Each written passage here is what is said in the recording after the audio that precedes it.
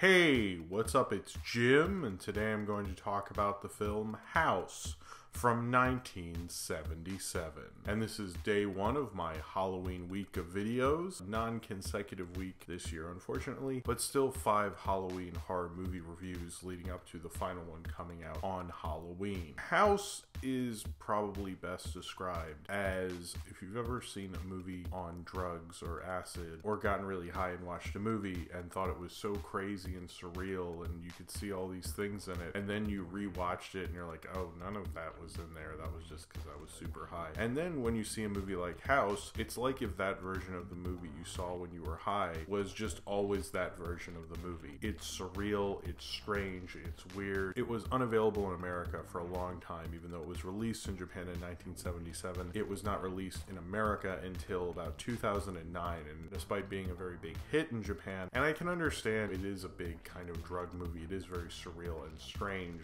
Watching it more recently, both alone and sober, was a very sobering experience.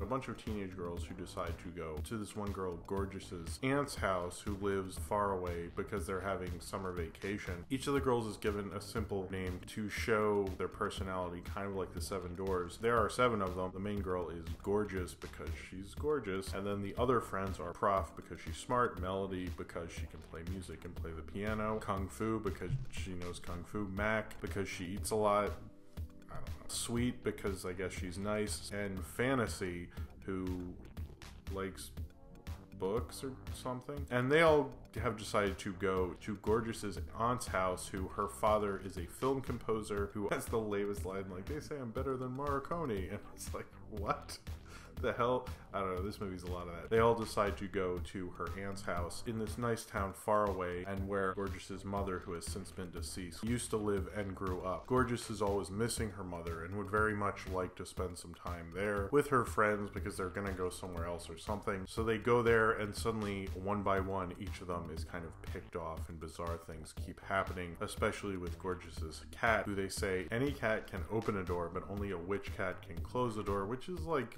I guess, true. So strange things keep happening, and each of the girls keep disappearing slowly one by one as they can tell something's not right with the house, and her aunt, who keeps doing bizarre, crazy things as bizarre situations keep happening as they hopefully will survive a night in this house. The idea for this film came about when Toho wanted the guy who wrote this film to come up with a script similar to Jaws, so he asked his preteen daughter to come up with something. I'm not exactly sure how Jaws is related to this, but everyone says that story, and so his daughter came up with something that she thought adults always think everything should make sense. So she wrote a very bizarre screenplay, and it actually took about 2 years to make, since most directors thought it would end their career. But after a while, the guy lost hope about getting his screenplay made and would be promoting it. Then eventually Toho let him direct the film, and he was actually a commercial director. He had done TV commercials, and he had done a short film that was big around colleges and things like that, but he'd never done a feature film. This was his feature film debut, and that might explain why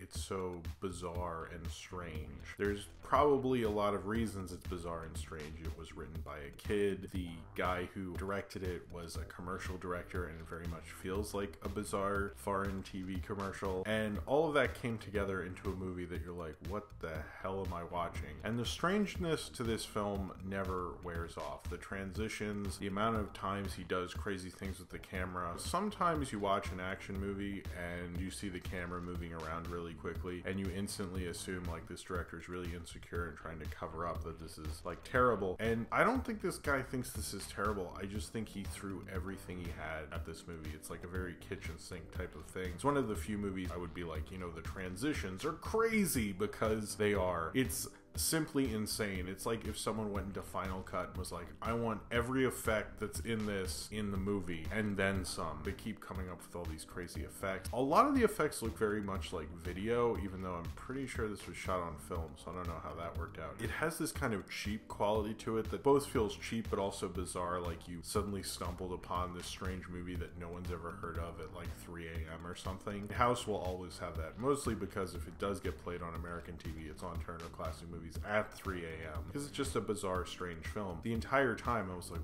what the hell is this? Even now, every time I'm just like, this is just so bizarre. It's just a beautiful experience to behold, really. And it's so much fun to see all these glorious images and these bizarre transitions. How when they get on a train, how they decide to do that. It really feels like a commercial director doing it, but in an amazing way. I mean, there's very few films where I see them throw everything at you, and that in itself is worth watching the movie. Most of the time you're like, God, this is so annoying. But since he never really reuses anything, he always keeps changing it. And the director, whose name I can't pronounce, I'll have underneath right here, I think he's frankly kind of a genius at getting that to work. Most directors completely fail at that. I've very rarely seen a director kind of almost fix a script that's kind of nonsensical and strange and make it even more nonsensical and strange and glorious and surreal in a way that no one could ever replicate. It's just amazing and beautiful in what it's doing. If you're looking for this film for any sort of like story, I think you'd be kind of let down,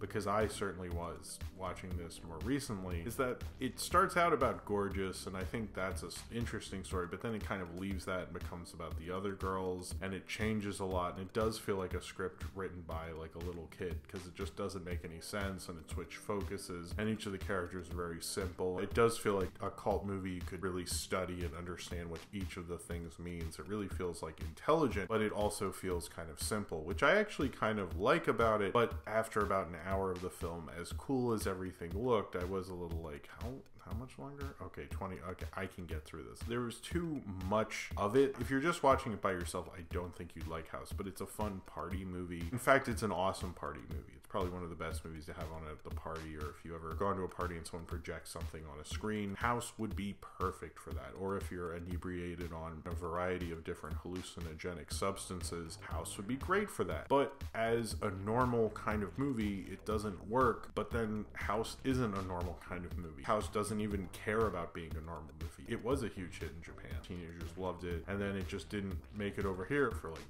20-30 years. But then when it did make it over here, I think people embraced it because it's just such a strange film. Certainly films like The Visitor or Roar play into that as well, but I think what made House so notorious for so long is the music in it's cool. A rock band did the music. The visuals are just so memorable. I mean, even if you don't like this movie, you're gonna remember the visuals to it. It's so weird and bizarre. You're left going like, what the hell just happened? What's going on? It's probably one of the greatest cult horror films. When I mean cult, like strange, weird, like normal people can't get into it. This is a film that like if you watch it with someone normal, they'd be like, okay, weirdo. House is not ready for a normal person, and that's what makes House so awesome. It can make it a little annoying after a while, but what am I expecting from it? Should I ask for more from House? Not really, because what it's giving me is kind of glorious in itself. It's probably one of the few movies that you'd want to watch to see all these crazy effects and crazy camera movements, and it's not like it doesn't try to reinvent itself constantly and doesn't repeat itself at all, which is pretty impressive. It actually makes me want to see more films by this director. Most directors would kind of just give up and say like, I don't know, we'll just repeat the same thing, and you're just bored. This movie is so much better directed than a regular kind of stupid, just I have to get this done kind of film. It's like he really cared about this, and I know he campaigned and worked really hard to get this movie made. You can tell he really cared. He over-directed a pretty surreal, bizarre script. He like emphasized how crazy and insane this movie was by going the extra mile with it and making it even more crazy, batshit insane, and making go, how the fuck does this exist? And House is probably more so than any of the other, I mean, maybe The Visitor. I think it is high up on that list just because while you're watching it, you're like, is this for real? Some parts are silly, it changes focus sometimes, it has some parts that are just bizarre, some parts that you're like, should I be deciphering what's going on right now? There are other parts that are just kind of stupid. It has so many different styles, and the visuals in it are just so insane that you're just kind of in awe of what you're experiencing. House isn't a scary movie, but it is technically, I guess, a horror movie. I mean, it's a haunted house movie. A haunted house movie that doesn't scare you, it just astonishes you. You just have to be ready for what you're getting into, which is a bizarre kind of visual feast for the eyes kind of cult movie. And there aren't really many of those. Most cult movies you're watching just because, like, how does this exist? And you're kind of laughing at it. But regardless of how cheap and silly it is, it's kind of incredibly impressive how well directed it is. As I talk about House and as I thought about it and read the story, I admired it just for simply existing and what it was. There are not a lot of movies that can actually pull that off, but I think House is definitely probably one of the best. best. And if you've never seen House and you want to watch a really bizarre 70s Japanese horror movie that doesn't make any sense, but you'll have a good time watching with a friend with a bunch of beers and maybe something else, then House is your movie, and House is an awesome movie to do that too. So if you have seen House and you would like to talk about it, then comment below in the comments and subscribe if you would like to.